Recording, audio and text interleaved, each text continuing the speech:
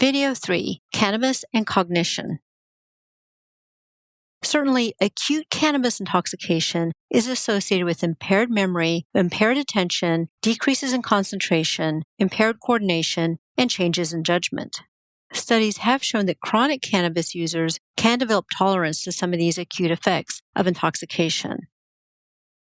But now we want to ask the question, are there long-term effects on cognition that come with cannabis use? Research studies have investigated whether cannabis use is associated with effects on cognition that persist after the acute intoxicating effects of THC have subsided. Overall, these studies show that in adults who use cannabis recreationally, cognitive measures like verbal fluency, attention, and concentration are normal.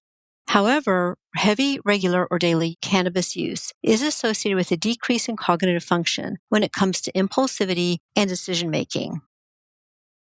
Nonetheless, we can't say that cannabis causes cognitive deficits in adults. It's not known which came first, the cognitive deficit or the cannabis use. It's possible that people with impulsive decision-making are more likely to be using cannabis heavily and regularly as adults. What advice can we give to our patients? We know that intermittent light cannabis use is not likely to have serious long-term effects on cognition.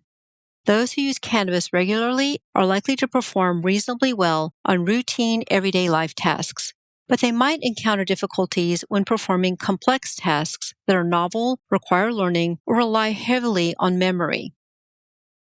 It's also key to recognize the interaction of reduced executive function or impulsive decision-making in cannabis use has a higher likelihood of leading to a cannabis use disorder.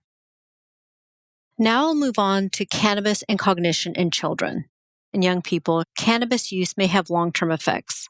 Some studies show that cannabis use in individuals under the age of 17 is associated with impairments in executive functioning, abstract reasoning, verbal fluency, learning, and memory, and that these effects persist beyond acute intoxication.